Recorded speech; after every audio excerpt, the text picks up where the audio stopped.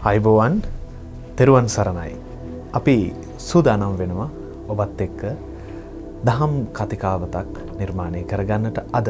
ඉතින් අද අපි සූදානම් වෙන්නේ අපේ ජීවිතයට වඩාත්ම වැදගත් ජීවිතයට අත්‍යවශ්‍ය වන සිද්ධියක්, සංසිද්ධියක් එහෙම නැත්නම් කොටසක් පිළිබඳව කතා කරන්නට. අපි අද කතා කරන්න සූදානම් වෙන්නේ මූල්‍ය කළමනාකරණය සහ අපේ ජීවිතය පිළිබඳව. ඉතින් අපි මේ මාතෘකාව වඩාත් විග්‍රහ කරගන්නට, අපේ ජීවිතවලට සමීප කරගන්නට, විග්‍රහ කරන්නට අපි බොහොම ගෞරවයෙන් නමස්කාර පූර්වකව රිලැක්ස් ටීවී මැදිරියට ආරාධනා කළා මහාචාර්ය පාතේගම ඥානිස්සර අපේ ගෞරවනීය ස්වාමින් වහන්සේ. අවසරයි අපේ හාමුදුරනේ. අපේ හාමුදුරනේ අද අපි මේ වැඩසටහනෙන් මූල්‍ය කළමනාකරණය සහ ජීවිතය ගැන කතා කරන්න සූදානම් වෙන්නේ. අපේ හාමුදුරනේ මේ මූල්‍ය කළමනාකරණය කියන මේ වචනය ඔබ වහන්සේ කොහොමද බෞද්ධ දෘෂ්ටි කෝණයෙන් සමාජ විද්‍යාත්මකව කොහොමද ඔබ වහන්සේ මේක විග්‍රහ කරලා දෙන්නේ අපට? අවසරයි. සීල දෙනාටම තෙරුවන් සරණයි. රිලැක්ස් ටීවී නාලිකාව මගින් අප බලාපොරොත්තු වන්නේ වරින් වර මේ වැඩසටහනේ ජීවිතය හා සම්බන්ධ යම් යම් කරුණු සඳහා උදව්වක් අපේ ශ්‍රාවකයන්ට අත් උදව්වක් ලබා දීම අරමුණු කරගෙන වැඩසටහන් මාලාවක් හැටියට ඉදිරිපත් කරන්නටයි. විශේෂයෙන්ම ජීවිතය කියන එක ගත්තහම ගොඩාක් අයගේ ජීවිත තරමක් හෙම්බත් වෙලා තියෙන්නේ. ඇතැම් ජීවිත හොඳටම හෙම්බත් වෙලා තිබෙන්නේ. ඇතැම් ජීවිත ගැටලු ප්‍රශ්න වලින් පුරෝගෙන ඉන්නේ. ඇතැම් ජීවිත ගැටලු නැතත් දුක් සමුදායකින් දුක් අඳුරකින් වෙලිලා වගේ තියෙන්නේ. අප බලාපොරොත්තු වෙන්නේ එබඳු ජීවිත සහිත ඇත්තන්ගේ ජීවිතවල ප්‍රභාමත් පැත්ත දකින්න. ජීවිතයට නව ජවයක් අරගෙන දෙන්න. ජීවත්වීම කියලා කියන එක මහා ගැටලු ගොඩක එකතුවක් නොව දැනුමෙන් සහ අවබෝධයෙන් ප්‍රඥාවෙන් යා යුතු රිලැක්ස් ගමනක්ය කියලා කියන එක පැහැදිලි කරලා දෙන්න. ඇත්ත වශයෙන්ම අපි මේ සාකච්ඡා කිරීමේ මූලික අරමුණ වන්නේ ජීවිතවලට නව ආලෝකයක්, නව එළියක් ඇති කරගෙන, නව ජවයක් ඇති කරගෙන අපිත් සමග එකතු වෙන ශ්‍රාවක පිරිසක් දකින්නයි අපේ මේ කරුණු කාරණා සාකච්ඡා කරන්නේ. මොකද දුක්ඛෝ ලෝකේ පතිට්ඨිතෝ කියලා බුදුරජාණන් වහන්සේ දේශනා කරපු දේශනාව අද ගොඩාක් බෞද්ධ අය වැරදි විදිහට අල්ලගෙන බුදුරජාණන් වහන්සේ දුක පිළිබඳව දේශනා කළාය. බුදුදහම කියලා කියන්නේ දුක්ඛ සහිත ආගමක්ය. බුදුදහම කියන්නේ අඬන ආගමක්ය කියලා මතවලට පැමිණෙන්න උත්සාහ කරනවා. ඇත්තටම බුදුරජාණන් වහන්සේ දුක්ඛෝ ලෝකේ පතිට්ඨිතෝ කියලා කිව්වේ දුකින් ඉන්න කියලා කියන එක නෙවෙයි. දුක් වෙන්න කියලා කියන එක නෙවෙයි. දුකට බර වුණ, දුකට නැඹුරු වුණ ජීවිතයට හුරු වෙන්න කියලා කියන එක නෙවෙයි. බුදුරජාණන් වහන්සේ දේශනා කළේ දැනට ලෝකේ තියෙන යථාර්ථය ඒක. දැනට තියෙන යථාර්ථය ඒක. ඒ කාරණාව මනවින් වටහාගෙන තේරුම් බේරුම් කරගෙන දුක් නොවි ජීවත් වෙන්නේ කොහොමද කියලා කියන එකයි බුද්ධ ආගමේ අරමුණ. බුදුහාඳුරගේ අරමුණ. කියන්නේ දුක්ඛ සත්‍ය කියලා කියන එක බුද්ධ දේශනාවක් නෙවෙයි. බුද්ධ දේශනාව තමයි දුකින් මිදීම කියලා කියන අවබෝධාත්මක දේශනාව. ඒ කියන්නේ දුක කියලා කියන එක බුදුරජාණන් වහන්සේගේ නිර්මාණයක් නෙවෙයි. බුදුහාමුදුරු නිර්මාණය කරපු දෙයක් නෙවෙයි. ඒක ලෝකේ පවතින එක. ඒ ලෝකේ පවතින එක උපන්න මිනිසයා ඒ මිදීමේ මාර්ගයට අරගෙන යාම තමයි බුදුරජාණන් වහන්සේ දුක්ඛ නිරෝධ ගාමිනී පටිපදා ඥානය කියලා කියන එක පැහැදිලි කරේ. ඒ ගමන යනකොට ඒ ගමනේ යන එක බොහොම ආස්වාද ජනකයි. බොහොම සැහැල්ලුයි. බොහොම රිලැක්ස් අවබෝධයෙන් යන්නේ. එහෙම අවබෝධයෙන් යාම සඳහා කෙනෙකුට අවශ්‍ය වෙන්නේ ප්‍රඥාව. කෙනෙකුට ප්‍රඥාව අවශ්‍ය වෙනවා. ප්‍රඥාව නැති අය ජීවිතේ හැමදාම දුකෙන් ජීවත් වෙනවා. දැන් කෙනෙක් දුප්පත් වෙලා උපදිනවා කියලා කියන එක ඒ තරම්ම ගැටලුවක් හැටියට දකින්න බෑ. නමුත් එයා මැරෙන්නේ දුප්පත් කෙනෙක් හැටියට නම් එතන ලොකු ප්‍රශ්නයක් තියෙනවා. ඒ කියන්නේ ජීවත් වෙන කාලය තුල ජීවිත කාලය තුල අවබෝධකින් තොරව ජීවත් වීමේ විපාක තමයි ඒක. ජීවත් වීමේ විපාක තමයි ඒක. එතකොට දැන් ඔබ විමසපු ආකාරයට ඒ ජීවත් වන කෙනෙකු අවබෝධ පූර්වක ජීවිතයක් ගත කරන කෙනෙකුට ආස්වාද ජනක ජීවිතයක් ගත කිරීම කරන කෙනෙකුට මුදල් කළමනාකරණය කියලා කියන එක අත්‍යවශ්‍ය සාධකයක්. මොකද දැන් මහාචාර්ය නන්දසේන රත්නපාල මහත්මයා එතුමා අපේ හිටපු සමාජ විද්‍යාඥයෙක්. එතුමා කරපු පර්යේෂණ ගණනාවක් තිබෙනවා. ඉන් එක පර්යේෂණයක් තමයි ඔය ලක්ෂපති වාසනාව වැඩිච්ච පුජ්‍යලයෝ පිළිබඳව. දැන් අපි දකිනවනේ ලක්ෂපති දැන් ලක්ෂපති කියලා කියන එකක් දැන් වැඩි දැන් කෝටිපති එහෙම කියලා ලොකු ධනයක් සහිත සුවිප් ඇදෙනවනේ. එතකොට ඒ සුවිප් ඇදිච්ච පුජ්‍යලයෝ අවුරුදු 5කට පස්සේ සුවිප් එක ඇදිලා ඊට පස්සේ සුවිප් එක ඇදුණයින් අවුරුදු 5කට පස්සේ ඔවුන්ගේ ජීවිත තත්ත්වයන් පිළිබඳව අධ්‍යයනය කිරීම තමයි මේ පර්යේෂණය තුළ. එතකොට සාමාන්‍ය මිනිස්සෙකුට කෝටියක් ඇදෙනවා. කෝටියක් ඇදුණයින් පස්සේ අවුරුදු 5ක් වෙනකොට ඔහු හිටපු තැන ඉඳලා බොහෝ ඉහළට යාමේ හැකියාවක් තියෙනවනේ. අපි හිතන විදිහට. නමුත් ඒ පර්යේෂණයේ ප්‍රතිඵල තමයි අවුරුදු 5ක් ගත වෙනකොට ඔහු සුවිප් එක ඇදෙන මොහොතේ හිටිය තත්ත්වයටත් වඩා පල්ලෙහා මට්ටමකට වැටිලා තියෙනවා. ඒ පර්යේෂණය දැන් අයට උනත් කරන්න පුළුවන්. දැන් සුවිප් ඇදෙන ප්‍රමාණය වැඩිනේ.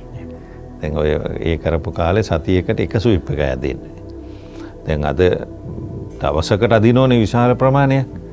එතකොට ඒ පුජ්‍යලෝ. එතකොට ඒයින්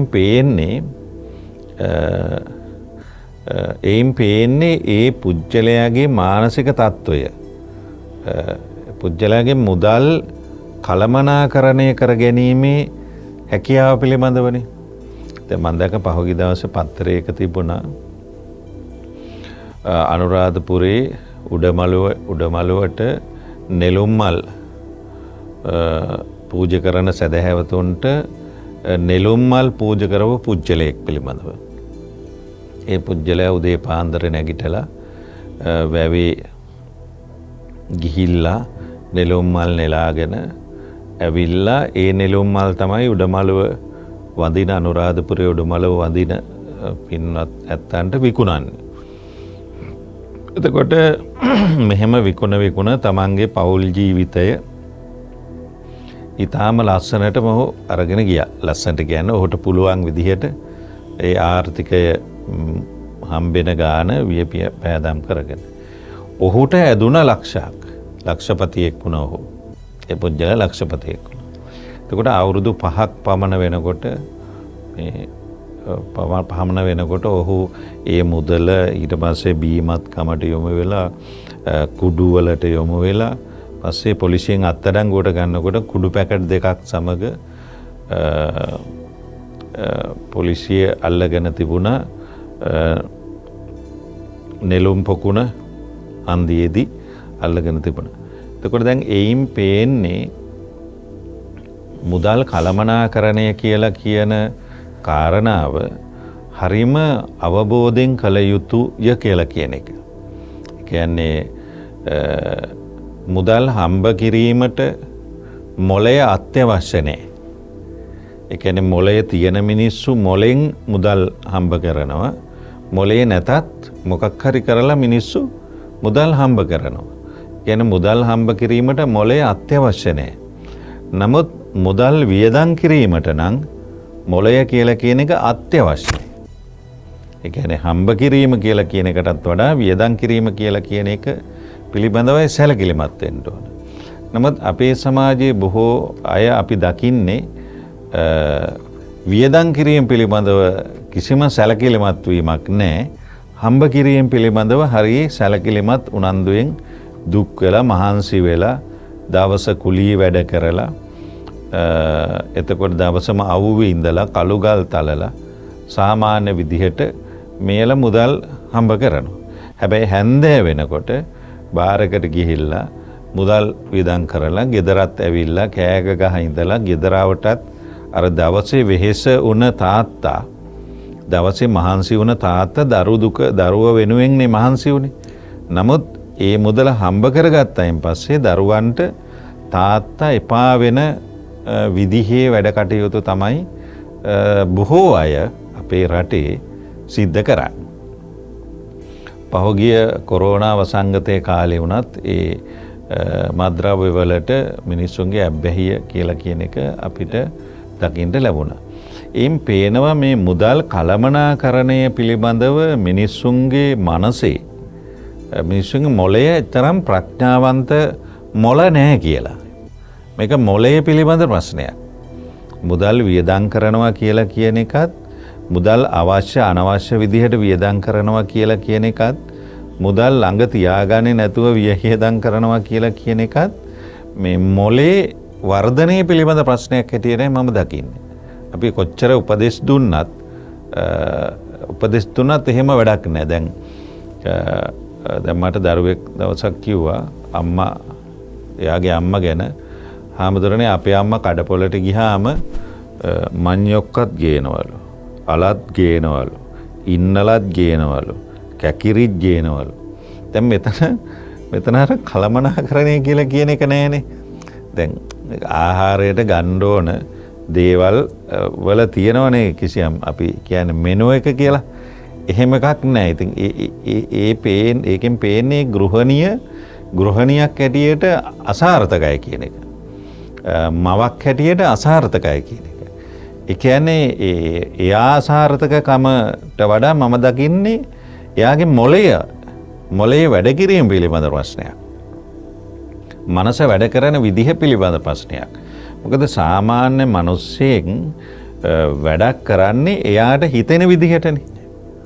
එයාට හිතෙන විදිහට තමයි එයා කිසියම් වැඩක් කරන්නේ. එතකොට දැන් එයාට හිතෙන්නේ යමක් එයාට හිතෙන්නේ එයාගේ මොළයේ වර්ධනීය තත්ත්ව අනුව.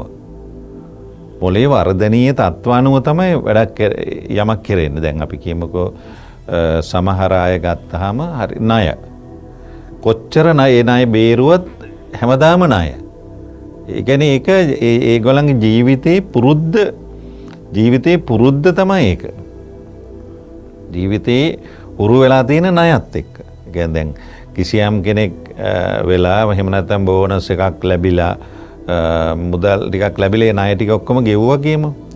ඒත් අර Tamanට හම්බෙන මුදලින් ජීවත් වෙන්න අමාරුකම. ඒ ජීවත් වෙන්න අමාරුකම නෙවෙයි ණයවලට ඇබ්බැහි වීම. අපේ සමාජයේ ගොඩාක් අය මම දකිනවා මේ ණයට ඇබ්බැහිකමක් තියෙන. ඒ ඇබ්බැහිකම කියන්නේ රෝග ලක්ෂණයක්. මත්ද්‍රව්‍ය වලට ඇබ්බැහිකම, ණය ගන්න ඇබ්බැහිකම වෙන ඒවට යහපත් දැන් ඒක රෝග ලක්ෂණයක්. එතකොට රෝග ලක්ෂණයක් කිව්වට දැන් යහපත් දේවල් වලටත් ඇබ්බැහි වෙනවා. පින්කම් කරන්න, දානමාන දෙන්න එහෙම. නමුත් ඒ හැමදේම කළ යුතු වන්නේ ඒ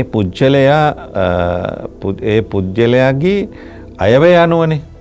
දැන් බුදුහාමුදුරුවෝ වැග්ගපඤ්ඤ සූත්‍රයේ දේශනා කරනවා. උන්වහන්සේ දේශනා කරනවා පූර්ණ පෞරුෂයක් සහිත පුජ්‍යලයක්.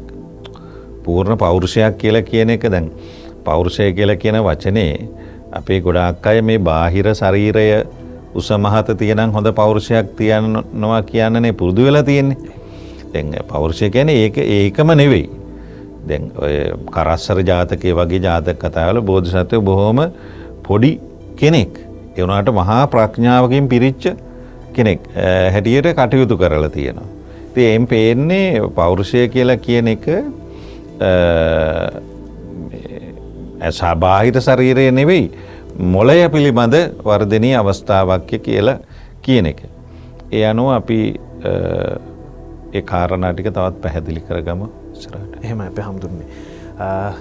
පළවෙනි වැඩසටහනේ මේ පළවෙනි කොටසේදීම අපිට මේ කාරණාව පැහැදිලි මූල්‍ය කළමනාකරණය කියන කාරණාවත් තව බොහෝ ජීවිතේ අපිට විසඳාගත යුතු සංසිද්ධීන් වලට අපේ බුද්ධිය අපේ මොළය අත්‍යවශ්‍යයි කියන කාරණාව තමයි උන්වහන්සේ පැහැදිලි කළේ. ඉතින් අපි තව කතා බහ කරමු. තව බොහෝ දේවල් කතා කරන්න තිබෙනවා මූල්‍ය කළමනාකරණය සහ අපේ ජීවිතය පිළිබඳව. අපි කෙටි විරාමයකට යන්නට සූදානම්.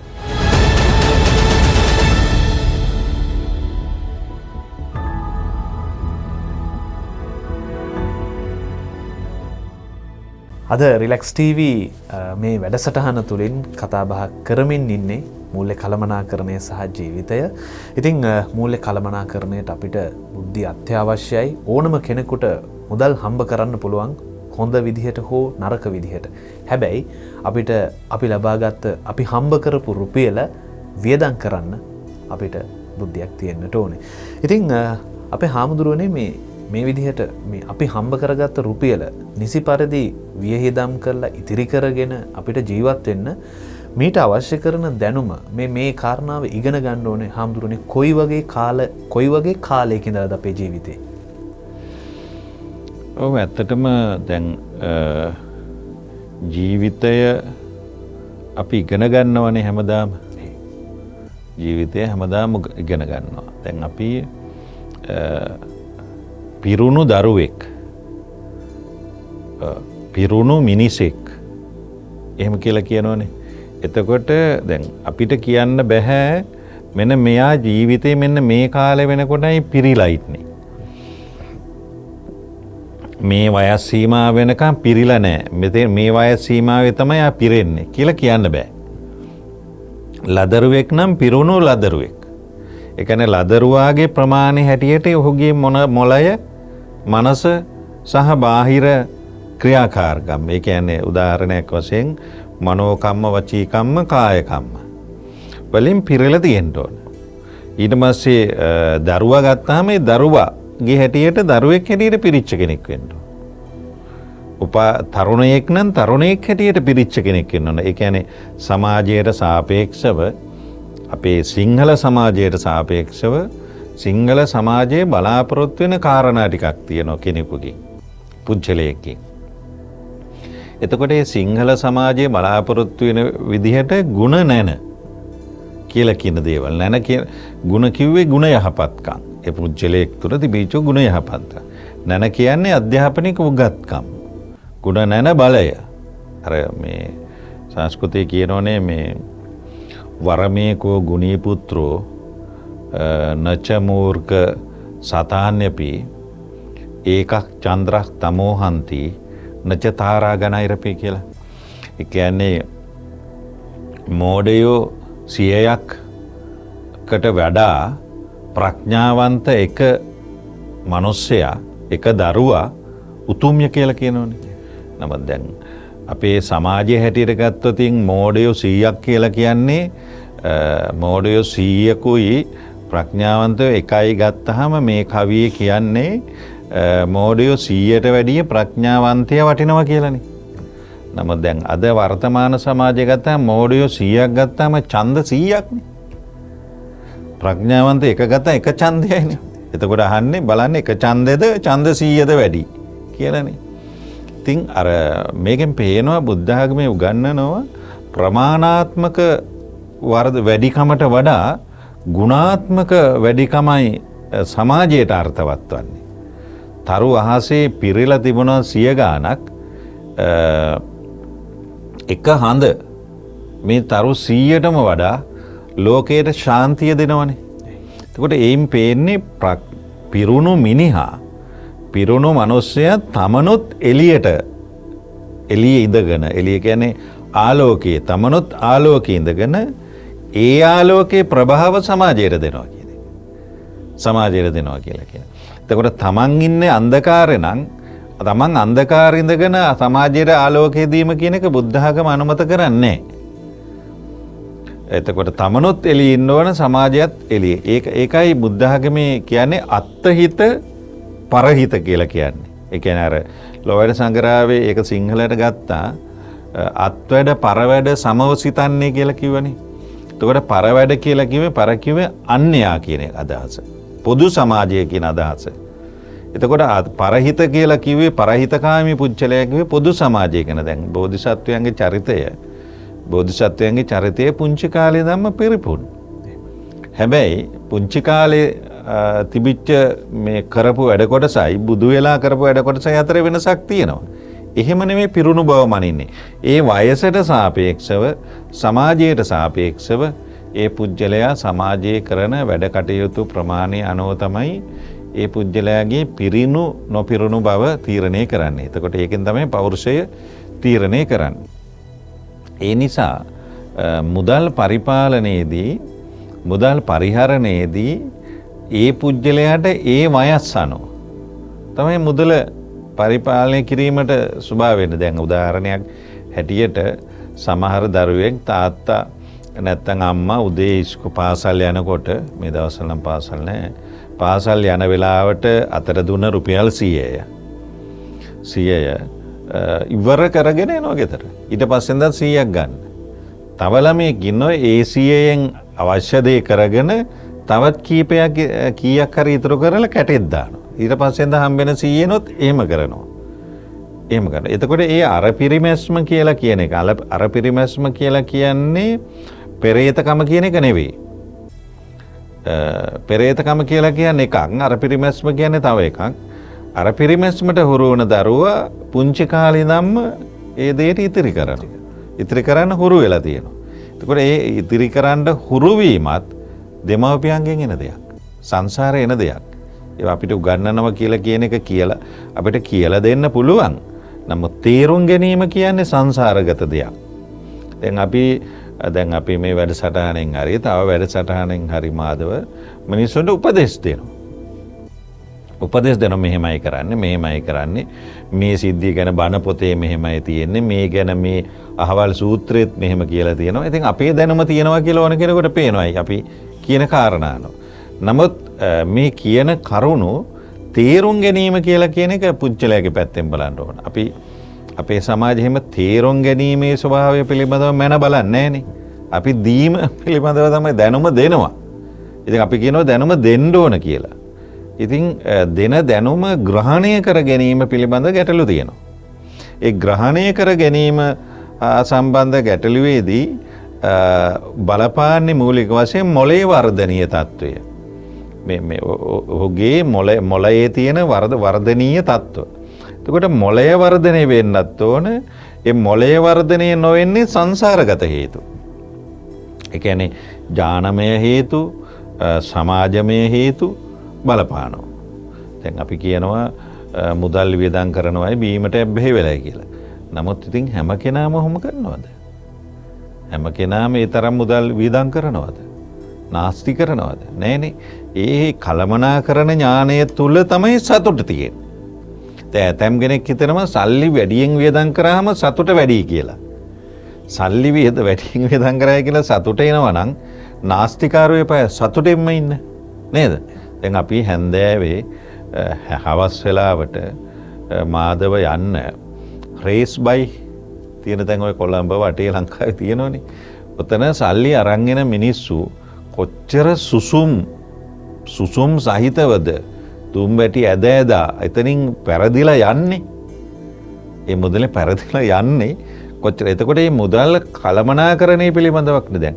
චේතනා මුදල් හම්බ කිරීම. ප්‍රතිඵලය තමයි තියෙන මුදලත් නැතිවීම. ඉතින් ඒ නිසා අපි දකිනවා සමාජය තුළ මුදල් කළමනාකරණය කියලා කියන එකට වයස් සීමාවක් නැහැ. මුදල් වියදම් කිරීම කියලා කියන එකේ වයස් සීමාවක් නැහැ. පිරුණු පුජ්‍යලයක් වෙන වයස් සීමාවක් නැහැ. ඒ පුජ්‍යලය ගත කරන වයස අනුව මනෝ කායික ස්වභාවයන් අනුව ඕ සමාජයට හිතකාමී බව අනුව තමයි අපිට පිරුණු පුජ්‍යලයක් හැටියට අපිට ඔහු දකින්න පුළුවන්කම ලැබෙන්නේ. එහෙමයි අපේ හාමුදුරනේ. ඔබ වහන්සේ මේ ඔබ වහන්සේගේ විග්‍රහය තුළ මේ මට අසන්නට ලැබුණා මේ ඔබ වහන්සේ කියනවා මේ අර පිරිමැස්ම සහ මේ ලෝභකම නැත්නම් පෙරේතකම කියන කාරණාව. අපි ඒ කාරණාව විග්‍රහ කරගන්නට අවශ්‍යයි. මොකද කෙනෙක් අර පිරිමැස්මෙන් ජීවත් වෙනකොට තව කෙනෙක් බලාගෙන කියන්න පුළුවන් මහ පුදුම ලෝභයක්නේ. මාර පෙරේතකමක් නේ තියෙන්නේ වගේ දේවල් හඳුරන්නේ නිරන්තරයෙන් ඇහෙනවා. එතකොට ඒ කාරණාව පිළිබඳව අපි කතා කරන්නට සූදානම් වෙනවා මේ විරාමයට ගිහින් ඇවිත්.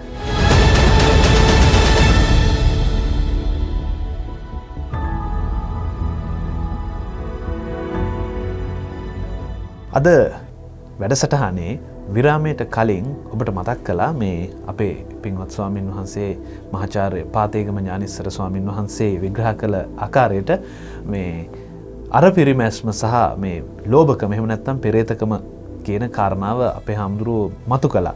මේ මතු කිරීම තුළ අපේ හාමුදුරුවනේ මේ කෙනෙකුට ප්‍රශ්නයක් මතුවෙන්නට පුළුවන්. දැන් මොකද්ද අර පිරිමැස්ම සහ ලෝභකම? ඒ කියන්නේ ලෝභකමකින් තොරව අර පිරිමැස්මෙන් ජීවත් වෙන්නේ කොහොමද වගේ එකක් අපේ ප්‍රේක්ෂකයන්ට මතුවෙන්නට පුළුවන්. අපේ හාමුදුරනේ ඔබ වහන්සේ කොහොමද ඒ කාරණාව අපට පැහැදිලි කරලා දෙන්නේ?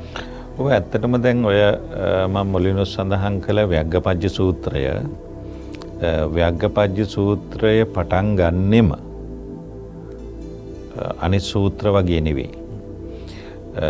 ව්‍යග්ගපජ්ජ සූත්‍රය පටන් ගන්නකොටම පටන් ගන්නේ දීඝ ජානු කියලා තරුණයෙක්. කෝලිය සිටු පුත්‍රයා කියලා. එයා කියනවා බුදුහාඳුරෝ ගාවට ඇවිල්ලා එයා බොහොම තරුණ ජීවිතය ගත කරන කෙනෙක්. මේ තරුණයා බුදුහාඳුරට කියනවා බුදුහාඳුරනේ මේ ඔබ වහන්සේ දේශනා කරන ඔය අනිත්‍ය දුක්ඛ අනාත්ම කියන දේශනාවල් මට ඕනේ නැහැ. මට එහෙම අවශ්‍ය නැහැ. අපි බුදුහාමුදුරනේ හොඳට කාලා හොඳට ඇඳලා නෝනල මහත්තුරු එක්ක ඇඳගෙන නිදාගන්න අය සුවඳ මල් දම් පතුරවන මාලා ගන්ධ ලේපනං ධාරයාම එහෙම කියලා කියන්නේ අපි මේ කාසික චන්දනං ධාරයාම හොඳ කසී රටේ හොඳ ඇඳුම් ලස්සන මිල අධික වර්තමානයේ හැටියට නම් බ්‍රෑන්ඩඩ් ඇඳුම් වර්තමානයේට මේ අඳින හොඳට කාලා බීලා සැහැල්ලුවෙන් ඉන්න සැහැල්ලුවෙන් කියන සැපවත් ජීවිතයක් ගත කරන අය අපි. බුදුහාමුදුරනේ එසේ වූ සැපවත් ජීවිතයක් ගත කරන අපිට ගැළපෙන බණක් දේශනා කරන්න කියලා කිව්වේ. එතකොට ඇත්තටම බුදුරජාණන් වහන්සේගේ ජීවිතය තුළ බුදුහාමුදුරු දේශනා කළේ සැපවත් ජීවිතයක් ගත කරන්නේ කොහොමද කියන එක තමයි. එතකොට එහෙම සැපවත් ජීවිතයක් ගත කිරීමට අදාළ වෙන බණක් දේශනා කරන්න කියලා කිව්ව තැනේදී තමයි උන්වහන්සේ ධර්ම කරුණු කාරණා කීපයක් පැහැදිලි කරන්නේ. ඒ ධර්ම කරුණු කීපය තමයි ව්‍යග්ගපජ්ජ සූත්‍රය කියලා බණ පොතේ සඳහන් වෙන සූත්‍ර ධර්මය. ඒකෙදි කියනවා අර ඔබ විමසපු පෙරේතකමයි කලමනාකරණය ගැන ඔළුවේ තියාගෙන මම මේ කාරණේ කියන්නේ. ඒකෙදි කියනවා දැන් වැවක් ගත්තාම ඒ වැව වතුරෙන් පිරීලා තියෙනවා. එතකොට මේ වැව වතුරෙන් පිරීලා තියෙනකොට මේ වැවේ වතුර පිට වෙන දොරටු දෙකකුත් තියෙනවා. වැවට වතුර ඇතුල් වෙන දොරටු දෙකකුත් තියෙනවා. එතකොට බුදුරජාණන් වහන්සේ අහනවා ව්‍යග්ගපජ්ජ දීඝානුකෝලී සිටු පුත්‍රයාගෙන් දැන් කිසියම් කෙනෙක් මේ වැවේ වතුර පිට වෙන දොරටු දෙක ඇරලා දානවා. එතකොට මොකද්ද වෙන්නේ කියලා. එතකොට ඔහු කියනවා බුදුහාඳුරනේ එතකොට වතුර ටික ඉවර වෙලා වැව හිස් වෙලා යනවා කියලා කියනවා. එතකොට කියනවා ඒක වහලා වතුර එන දොරටු වහනවා. එතකොට මොකද්ද වෙන්නේ? එතකොට වැවට වතුර එන්නේ නැහැ. වතුර ලැබීමක් නැහැ. ඒකෙන් අසාර්ථක වෙනවා කියලා. මොකද මේ දොරටු අවශ්‍යයි. නමුත් අවශ්‍ය වෙලාවට අරින්න වහන්න තමයි දොරටු තියෙන්නේ. ඒ කියන්නේ වතුර පිට වෙන දොරටුව වුණත් ඇතුළත් වෙන දොරටුව වුණත් ඒව තියෙන්නේ අවශ්‍ය තැන්වලදී විතරක් අරින්න. අනවශ්‍ය තැන්වලදී වහන්න. ඒකට බුදුහාමුදුරුවෝ දේශනා කරනවා වග්ගපජ්ජය ඔන්න ඕක තමයි කෙනෙක්ගේ මුදල් කළමනාකරණය කියලා කියන්නේ. අයවැය කළමනාකරණය කියලා කියන්නේ. වියදම් අධික වුණොත් එයාගේ මුදල් ටික නැති වෙලා යනවා. එයාට දැන් ඒ වියදම් අධිකකම කියලා කියන එක සාපේක්ෂ වෙන්නේ එයාගේ ආදායමත් සමග. දැන් පුද්ගලයෙක් හැටියට දැන් මම මුදල් වියදම් කරන ප්‍රමාණයයි මාධව මුදල් වියදම් කරන ප්‍රමාණයයි අනුව නෙවෙයි අඩු වැඩි අනුව නෙවෙයි මේ අයවැය කළමනාකරණය බලන්නේ. එතකොට ඔයාට ලැබෙන මුදල හා සම්බන්ධ කරලා තමයි වියදම තෝරන්න වෙන්නේ. මමත් එහෙමයි. ඒ කියන්නේ එහා ගෙදරට සාපේක්ෂව නෙවෙයි. දැන් අයවැය කළමනාකරණය කියලා කියන එක අද බොහෝ දෙනා තීරණය කරන්නේ එහා අල්ලපු ගෙදරට සාපේක්ෂව. අල්ලපු ගෙදරට ගන්න වාහනේ, අල්ලපු ගෙදරට ගන්න ටීවී එක, අල්ලපු ගෙදරට ගන්න පුටු සෙටිය, අල්ලපු ගෙදර ළමයාගේ පුතා ඉස්කෝලේට දාන්න පගාව කොච්චර දුන්නද ඒ ඉස්කෝලේ. එහෙමනේ. දැන් බුදුබණේ කියන්නේ මුදල් කළමනාකරණය සාපේක්ෂ වන්නේ තමන් වියදම් කරන මුදලට අනුව, තමන් හම්බ කරන මුදලට අනුව කියලා. එතකොට බුදුහාමුදුරුවෝ කියනවා අයංච ජානාති වයංච ජානාති. ඒ කියන්නේ අය කොපමණද කියලා තමන් දැනගන්න ඕන. ඒ අය ප්‍රමාණයට සාපේක්ෂව තමයි වැය තීරණය වන්නේ. එතකොට අය ප්‍රමාණයට සාපේක්ෂව වැය කිරීමේදී ඒ වැය තමයි කළමනාකරණය කරගන්න වෙන්නේ. ඉතිරි කරන්න වෙන්නේ. දැන් උදාහරණයක් හැටියට ගෙදර ලයිට් කීයක් පත්තු වෙනවද? දවසට රැයට ලයිට් කීයක් ගෙදර පත්තු වෙනවද? වතුර බිල කොහොමද? දැන් ඒවා එතකොට ගෙදර කොස්සක් ගෙනාවොත් කොච්චර කාලයක් ගෙදර පාවිච්චි කරනවද? ඉදලක් කොච්චර කාලයක් පාවිච්චි කරන්න පුළුවන්ද? දැන් මේව දැනන් ඉන්න. දැන් අද මිනිස්සයන්ගෙන් ඇහුවාම ඔයාගේ මාසික වියදම කොච්චරද කියලා කියන්න දන්නේ. ඔයාගේ මාසික ආදායම කොච්චරද කියලා කිව්වම සමහරෙක් දන්නවා. ඇයි ඒක මුදල් පේ ෂීට් එකේ ලියලම දෙනවනේ. ඒක හින්දා දන්නවා. වියදම දන්නේ. එතකොට අය සමහරු ඉන්නවා ආදායම දන්නෙත් නෑ වියදම දන්නෙත් නෑ. සමහරු ඉන්නවා ආදායම දන්නවා වියදම දන්නේ.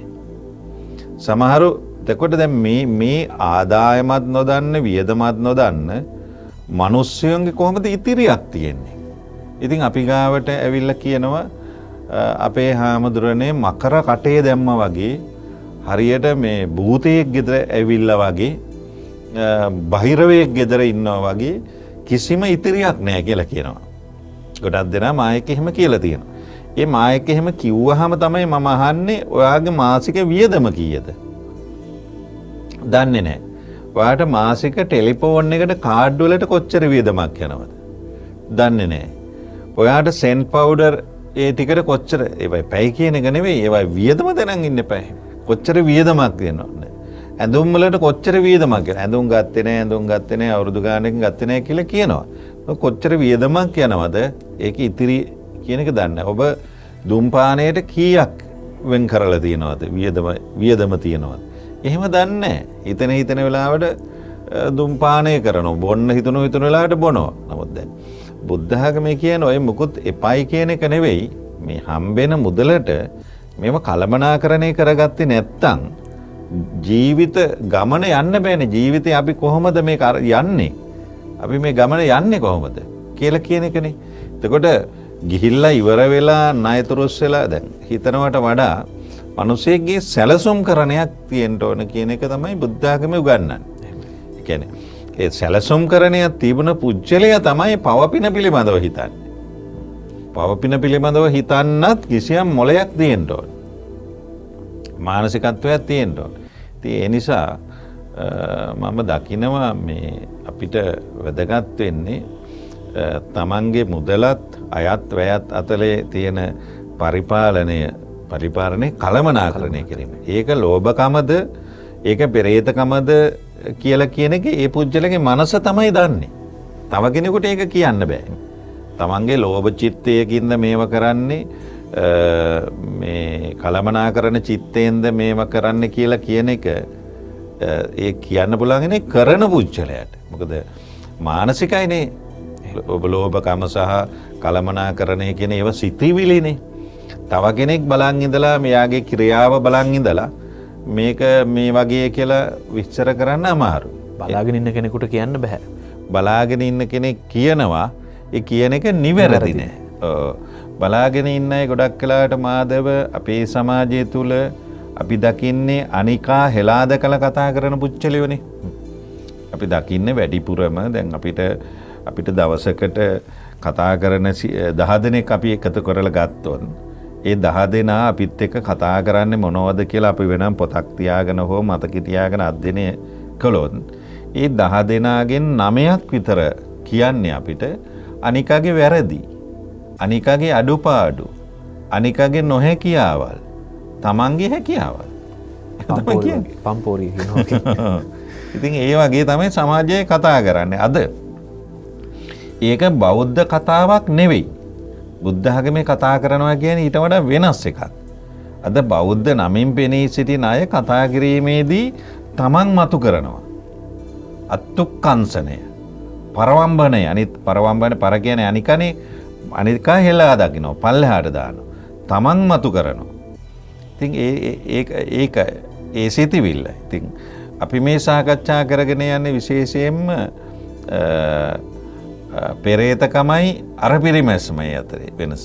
එතකොට මේ අරපිරිමැස්ම සහිත ගෘහණියෝ අපේ ගෙවල් වල හිටියා ඉස්සර වර්තමානයේත් ඉන්නවා ටිකයි අරපිරිමැස්ම සහිත අය. එතකොට දැන් අරපිරිමැස්ම කියලා කියන එක මොලේ වර්ධනීය අවස්ථාවක්. මනසේ වර්ධනය. දැන් සබන් කෑල්ල කැඩුවහම ඉස්සර අපේ දන්න සමාජයේ සබන් කෑල්ලේ කොටසකට ඊයන් කොලයක් කලවනවා. ඒක පෙරේතකම නෙවෙයි. ඒක මේ අරපිරිමැස්ම. ගාන සබන් කෑල්ලේ සමහරට කොටසකට ඊයන් කොලයක් කලවනවා. එහෙම නැත්නම් සබන් කෑල්ල දෙකට කපලා තමයි පාවිච්චි කරන්නේ. ඒක මල පෙරේතකම නෙවෙයි. ඒක අරපිරිමැස්ම, සකසුරුවම. ඒක කෙනෙක්ගේ ඒ සකසුරුවම කියලා කියන්නේ කෙනෙකුට ජීවිතයේ එළියක්. කෙනෙකුට ආලෝකයක් කෙනෙක්ගේ ජීවිතේ.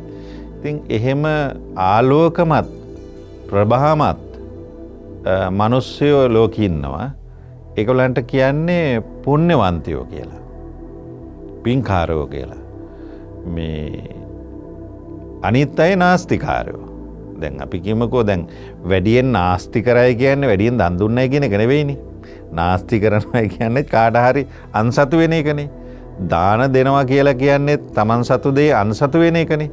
නමුත් නාස්තිකාරයාට දානපති දන් දෙන කෙනයි කියලා කියන්නේ නැහනේ.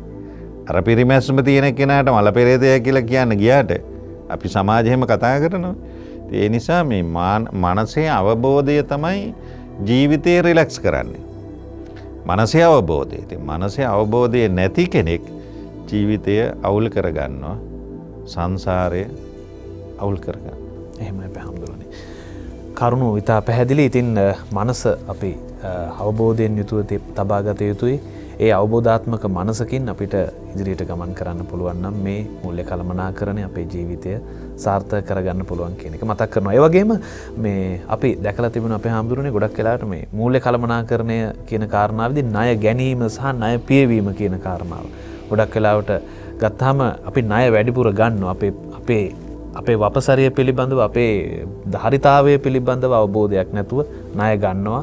ඊට පස්සේ ණය ගෙවා ගන්න ගියාම සෑහෙන ප්‍රශ්න වෙනවා. ණය ගන්නේ මොකටද කියන එක පිළිබඳවත් සමහර වෙලාවට අපි වැඩි හිතන්නේ අපේ අවශ්‍යතාවය උදෙසා අපි ණය ගන්නවා. ඉතින් ඒ පිළිබඳවත් අපි කතා කරමු මේ විරාමයෙන් අනතුරුව.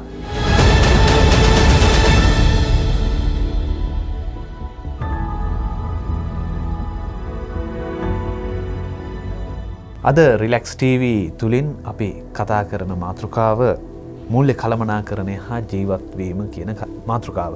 දැන් මේ මාතෘකාව ගැන අපි අද කතා කරනකොට වැඩසටහන පිළිබඳව හැඳින්වීමක් කළේ නැහැ. ඉතින් මේ වැඩසටහන පිළිබඳව හැඳින්වීම අපි මේ විරාමයේ තුල මේ කාලපරාසය තුල අවසන් කාලපරාසය තුලදී ඔබට ගෙනහැර දක්වන්නට සූදානම්. ඒකට විශේෂ හේතුවක් තිබෙනවා. වෙනද වැඩසටහන් පටන් ගන්නෙ වැඩසටහනේ නම කියලා ටැග්ලයින් එකක් කියලා. හැබැයි අද ඒ කාරණාව අන්තිමටම අපි කියනවා. ඒකට හේතුවකුත් තිබෙනවා. අපි ඒ කාරණාවට කලින් විරාමයට කලින් ඔබට මතක් කරපු ණය ගැනීම සහ ණය පියවීම කියන මේ කරුණ මේ සංසිද්ධිය පිළිබඳව අපේ පූජ්‍ය මහාචාර්ය පාතේගම ඥානිසර අපේ ස්වාමින් වහන්සේගෙන් විග්‍රහ කරගන්නට කැමැති. අපේ හැමදෙරේ ණය කියන්නේ ඇත්තටම උගුලක්ද? මොකද්ද මේ ණය? කොහොමද අපි මූල්‍ය කළමනාකරණයට ණය ගන්න එක පියවීම පැහැදිලිව භාවිතා කරන්නේ? ඔව් දැන් ණය ගැනීම කියලා කිව්වහම මුදල් ණයට ගන්නවා. දේපල ණයට ගන්නවා. කාලය ණයට ගන්නවා. අද ඔයා මේ වැඩ ටික කරලා දෙන්න මං ඒ ටික ඔයා වෙනුවෙන් කරන්නම් කියලා. ඒ විවිධ දේ අපි ණයට ගන්නවා. මේ අපි කියනවා සංසාරේ ණයකාරයෝ කියලා. එහෙමනේ අපි කියන්නේ දැන් කෙනෙක්ගේ මුදල් එහෙම අරගෙන අපි කියන්නේ ඉතින් දහමේ තියෙන එකනේ. මුදල් එහෙම අරගෙන ඒව පියව ගන්න බැරි වුණාම හරක් වෙලා සත්තු වෙලා ණය බර ඇදලා ණය ගෙවනවා කියලා. දැන් මේ හරක් තිරිසන් සත්තුන්ට අපි පොඩි කාලේ අපේ ආත්තම්මල එහෙම කියලා තිබුණේ ඔය පුතේ කලින් ණය අරගෙන ණය ගෙවලා නැති අය තමයි ඔය සත්තු වෙලා හරි ණය ගෙවන්නේ කියලා. එහෙම එකක් තියෙනවා. ඒ කියන්නේ ඒකින් කියන්නේ ගැඹුරු අර්ථයක්. බුද්ධ ආගමේ කියලා කියන්නේ හැම සත්වයම හරි ස්වාධීනයි. ස්වාධීනයි. එයා තනියෙන් නැගී සිටින්න ඕන කියන එකයි බුද්ධ ආගමේ කියන්නේ. එයාගේ මොළය, මනස, වචනය, ශරීරාංග අතපය පාවිච්චි කර තනියම නැගී සිටින්න ඕන. වෙන කෙනෙක්ගේ වාරුවෙන් නැගී සිටින්නේ නැහැ. වෙන කෙනෙක්ගේ වාරුවෙන් නැගී සිටින්නේ යන්නේ නැහැ. ණය ගන්නවා කියන්නේ වෙන කෙනෙක්ගේ වාරුවෙන් නැගිටින්න හදනවා කියන එක. කවුරු හරි ණය ගන්නව නම්, ණය ඉල්ලනවා නම් එතනම පේනවා එයාගේ නාස්තිකාරකම. හදිසියක පාඩමර කියාව නැතලා අහම්බු ලෙස සමහර වෙලාවට පුජ්‍යලව එකපාරටම සමාජ කඩාගෙන වැටෙන අවස්ථා තියෙනවා.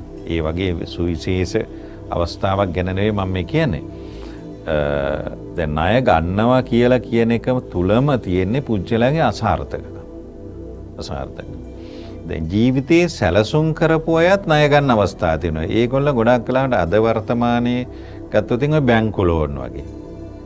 ඒවට දැන් බැංකු ලෝන් එකක් ගත්තාම ඒකේ තියෙන වචනයක් ඉතින් ණය ගන්නවා බැංකු ණය ගන්නවා කියන්නේ නැහැ. එතන බැංකු ලෝන් කියලා අපි හුරු වෙලා. ඒ වචනෙට හුරු වෙලා. එතකොට ඒවා කිසියම් ක්‍රමයකට ගෙවාගෙන යනවා. එතකොට ඒවා වුණත් Tamanට ගෙවීමට පරිසරයේ තියනන් ගන්නේ ප්‍රඥාවන්තයෝ. ප්‍රඥාවන්තයාට මොළය මං කිව්වේ මේ මුදල් පරිපාලනයේ මනසත් එක ක්‍රියාකාරකමක් කියලා. එයා ණය අරගෙන තමන්ගේ ජීවිතේ දියුණුවක් හදා ගන්නවා. ගොඩාක් දෙනා ණය ගන්න අය වැටෙනවා. ඒ කියන්නේ ණය ගන්න අය වැටෙන්න ඕන. ණය ගන්න යාමම කෙනෙක්ගේ වැටීමක් තමයි. ණය ගන්න යාමම ඔහුගේ වැටීමක් තමයි. ඒ නිසා ණය ගැනීම කියලා කියන එක ණය දීම කියලා කියන එක බුද්ධ ආගමේ එපැයි කියන්නේ නැහැ. බුදුදහමේ. ණය අරගෙන ණය දෙන්නේ නැත්තම් එතන ප්‍රශ්නයක් තියෙනවා. දැන් බණපොතේ තියෙන සූත්‍රයක් ඉන සූත්‍රය කියලා. ඉන කියන්නේ ණය. එතකොට දැන් ණය අරගෙන දුන්නේ නැත්තම් දැන් ගෙදර ටෙලිෆෝන් එක වදිනකොට පණ ගැහෙනවනේ. මොකටද මේ කතා කරන්නේ කියලා. පුජ්‍යලය දකින්නකොට පණ ගැහෙනවනේ. සමාජයේ තැනක යන්න බෑනේ පණ ගැහෙනවනේ. එතකොට ඒ කියන්නේ දැන් ණය ගත්ත කෙනා ණය පියව ගන්න බැරි වුණාම ලේ පිච්චින්නේ. අපි කියන්නේ මෝ පුරුදු වෙලා ණය ගෙන්නේ නැහැ කියලා කිව්වට එයා ඇතුලෙන් විඳවනවා පිච්චෙනවා. ණය ගත්ත. ඒක ණය ගන්නවා කියන එක මහ භයානකයි. ඒක සමහරට දරුවන්ගෙන්ටත් බලපානවා. ඕකම නායකාරයාගේ දරුවනේ ඔය යන්නේ කියලා කියන. ඒ කියන්නේ සමාජයටත් බලපාන. ඒ කියන්නේ තමන් හදපු දෙමව්පියන්ටත් බලපාන. මුං හදපු එවුන්ට එන ගහන්න ඕන කියලානේ සමාජය කියන්නේ. එතකොට මේ මානසික කාර්යය කියලා කියන මොලේ වර්ධනය වගේම එකක් මොලේ වර්ධනය අනිත් එක මිනිස්සු ණය ගන්න කපටිකමට. එහෙමත් කරනවා. ණය ගෙවන්නේ නැතුව ණය ගන්න අය තියෙනවා. ඉතින් ඒවා සංසාරගත ණයකාරයෝ හැටියට තමයි දක්නට ලැබෙන්නේ. ඒ නිසා ජීවිතය දැන් අපි කියනවා ජීවිතය කියලා කියන්නේ ජීවිතය විඳවන්නවත් විඳින්නවත් තියෙන එකක් නෙවෙයි. ජීවිතය කියලා කියන්නේ අවබෝධයෙන් ජීවත් වන්න එක. ඒ කියන්නේ ජීවිතය යනු අවබෝධයෙන් ජීවත් වීමයි. එතකොට ජීවිතය අනවබෝධයෙන් ජීවත් වෙන්න ගියොත් ඒ පුජ්‍යලයාගේ ජීවිතය අසාර්ථක වෙන්න තියෙන අවස්ථා වැඩි. ඉතින් අපි ඒක දකිනවා සමාජය තුළ සමහර පවුල් සමහර මිනිස්සු සමහර අය මුදල් කළමනාකරණය කරගන්න බැරි කම නිසා තමන්ගේ ජීවිතය අවුල් කරගන්නවා. ළමා ජීවිතය අවුල් කරගන්නවා. තරුණ ජීවිතය අවුල් කරගන්නවා. ඒ වගේම තමන්ගේ ලොකුකම් පෙන්වන්න පුළුවන්කම් පෙන්වන්න ඒ වගේ ගිහිල්ලා තමන්ගේ ජීවිතය මුදල් නිසා අකාලේ විනාශ කරනවා. එහෙමයි අපේ අම්දුරුනේ. ඉතින් අද දවසේදී මූල්‍ය කළමනාකරණය සහ අපේ ජීවිතය ගැන තමයි අපි කතා කරමින් හිටියේ. හිතා මතාම අද වැඩසටහනේදී මාතෘකාව අද වැඩසටහනේ නම පිළිබඳව මතක් කිරීමක් කළේ නැහැ. කතා කළේ නැහැ. දැන් සූදානම් අපි ඒ පිළිබඳව ඔබට දක්වන්න. ඔබට අපේ වැඩසටහනේ නම කියන්න අපි දැන් සූදානම්. ජීවිතයේ අපි. ජීවිතයේ අපි තමයි මේ වැඩසටහනේ නම. අපේ හාමුදුරුවනේ ජීවිතයේ අපි කියලා අපි ගත්තේ කරදරවල නිමාව කියන තේමාව යටතේ. කරදරයක නිමාව කියන තේමාව යටතේ. අපේ හාමුදුරුවනේ මේ ජීවිතයේ අපිට කොහොමද මේ අපි ජීවිතේ කොහොමද මේ හදාගන්නේ අපිට කරදරයක් නැතුව කරදරයකින් තොරව ජීවත් වෙන්න අපි අවමව සපුරාලිය යුතු කරුණු මොනවද අපේ හාමුදුරුවනේ මේ මාතෘකාවත් එක්ක අද වැඩසටහනත් එක්ක ඔබ වහන්සේට විග්‍රහ කරන්න කියලා ආරාධනා කරනවා. ඔව් ඇත්තටම දැන් අපි ඔබ වැඩසටහනේ නම මුලින් වැටෙන නිසා මුලින් දැනගෙන නැති අපි සාකච්ඡා කළේ නැති වුණාට වැඩසටහනේ නම කියනවනේ. එතන නිසා ඔබ ඒ ගැන දැනගන්න ඇති. අපි මේ සාකච්ඡා කරන හැම සාකච්ඡාවකම තියෙන්නේ අපේ මේ ජීවිතය අපි සංසාරය අපි ගැන. හැබැයි අපේ ජීවිතවල ගොඩක් දෙනා වැඩියෙන් රුචිකත්වයක් දක්වන්නේ දුකෙන් ඉන්න. කරදරයක් මටපත් මං කරදරයකපත් වෙලා ඉන්නේ. මං කරදරයක වැටිලා ඉන්නේ. මට ලොකු ප්‍රශ්නයක් තියෙනවනේ කියන මතය තමයි හැම වෙලාවෙම හැම කෙනාම ඉන්නේ. no problem කියලා කිව්වත් එයා කියන මට නෑ මට එකක් තියෙනවා. පොඩි අවුලකින් ඉන්නේ මේ දවස්වල. හැම කෙනාම පොඩි අවුලකින් ඉන්නේ. ඒක තමයි අපේ ජීවිතයේ අපි හිතන්න පුරුදු වෙච්ච හැටි.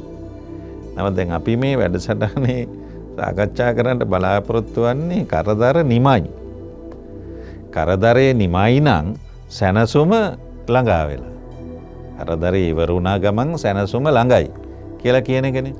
එතකොට අපි දැන් එතෙන්ට ඒ සඳහා මිනිස්සෙගේ ජීවිතය රැගෙන යන්න සැනසුම ළඟට ජීවිතය රැගෙන යන්න ඒ ඇත්තන්ගේ ජීවිත ප්‍රඥාවෙන් පෝෂණය කිරීම අරමුණු කරගෙන තමයි අපි මේ සාකච්ඡා කරන්නේ. ජීවිතය අපි ගැන අපි සාකච්ඡා කරන්නේ කරදරයක නිමාව කියලා කිව්වේ ඒකයි අපි. ඒ අයගේ ජීවිතය ප්‍රඥා සම්පන්න අර්ථවත් සැහැල්ලු රිලැක්ස් වුණ ජීවිතයක් හදාගන්නේ කෙසේද කියලා කියන එකට ජීවිතයේ තීරුම් ගන්න අපි කිසියම් උදව්වක් කිරීම කියන අදහසින් තමයි මේ කතා කරන්නේ. බණ කියනවා කියන අදහසම නෙවෙයි අපි තුළ තියෙන්නේ. ඒ ජීවිතවල තියෙන සමාජමය තත්ත්වයන් සහ ජීවිතවල වුණ අත්විඳින අත්දැකීම් ඇසුරෙන් අපි බලනවා තව මානයකට ඕන්ගේ සිතිවිලි අරගෙන යන්න පුළුවන්ද කියලා. ඇත්තටම දැන් ওই ජීවිතය කියලා කියන්නේ සිතිවිලිනේ. ජීවිතය කියන්නේ සිතිවිලි. අපි මේ සිතිවිලි වලින් තමයි මේ සියල්ල ගොඩනගාගෙන තියෙන්නේ.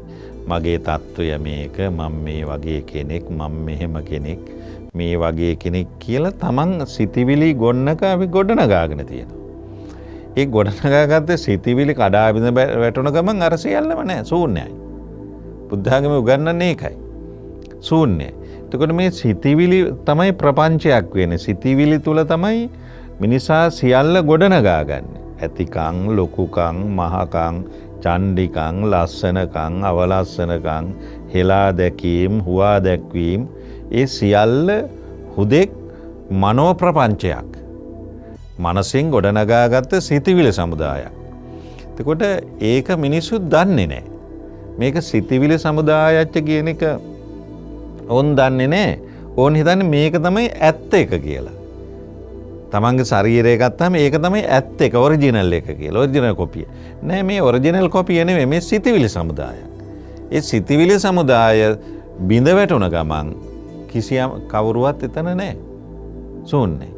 එතකොට ජීවත් වෙනකොට අන්නේ ශූන්‍යතා දර්ශනය කෙනෙකුට අවබෝධයක් සහිතව, ලොකු අවබෝධයක් නෙවෙයි, මේ මතකය මනසේ ඇති කර ගන්නවා නම් ගෙදරක රණ්ඩු නැහැ, අල්ල ගමක රණ්ඩු නැහැ, ගෝරි නැහැ, ගහ ගැනීම් නැහැ, අත්තුක්කංශන නැහැ, පරවම්බන නැහැ.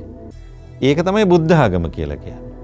නමුත් අපේ බුද්ධ ආගම සංස්කෘතික ගත වෙලා ඒ සංස්කෘතිය විසින් මිනිස්සු මේව හැබෑවට හිතන්න ගිහිල්ලා. එතකොට බුද්ධ ආගමේ හැබෑ අර්ථය මේ සංස්කෘතිය විසින් විනාශ වෙලා තියෙනවා. බුද්ධ ආගමේ හැබෑ අර්ථය තියෙන කෙනෙන් තමන්ගේ ගමන තමන් නිවැරදිව යනවා. තමන් මිනිස්සෙක් හැටියට සමාජයට කළ යුතු වැඩ කොටස කරනවා. අනිකගෙන් යමක් බලාපොරොත්තු වෙන්නේ නැහැ. අනිත් කෙනාගෙන් කිසියම් දෙයක් බලාපොරොත්තු වෙන්නේ නැහැ. එතකොට මුදල් කළමනාකරණය ගියත් මේ අපේ සංසාරේ සමාජ ජීවිතය අපි ගත්තත් ඇත්තම අපි කවුද, ව්‍යාජ අපි කවුද කියලා කියන එක අපි ටිකෙන් ටික දවසෙන් දවස මදින් මද වටහා ගන්නටයි මේ උත්සාහ ගන්න. එහෙම අපේ හඳුරන්නේ. ඉතින් අද ජීවිතයේ අපි කරදරයක නිමාව වැඩසටහන මෙතෙන් සිට සතියේ සෑම දිනකම ඔබ වෙතට රැගෙන එන්නට අපි සූදානම්. ඉතින් මේ විදිහට අපේ හාමුදුරුවෝ වදාළ ආකාරයට ටිකෙන් ටික බිඳුවෙන් බිඳුව අපිට අපේ ජීවිත ගොඩනගාගෙන කරදර වලින් තොරව ජීවිතේ අපිට විඳින්න පුළුවන් නම් අපි හිතනවා ජීවිතය අවබෝධයෙන් යුතුව ජීවත් වෙන්න පුළුවන්කම ලැබෙනවා නම් තාම වටිනවා. ඉතින් අද පළමු පියවර මේ විදිහට තබමින් අද සූදානම් අද දවසේ වැඩසටහන හමාර කරන්නට নমස්කාර පූර්වක ස්තුතිය පිරිනමනවා මහාචාර්ය පූජ්‍යපාතේකම ඥානිසර ස්වාමීන් වහන්සේට පාදාභිවන්දන ඔබ වහන්සේට අද දවසේදී අපි සමුදෙන ගමන් ප්‍රේක්ෂක ආදරණීය හිතවතුනි අපි හෙටත් හමු වෙමු ජීවිතේ අපි තුලින්.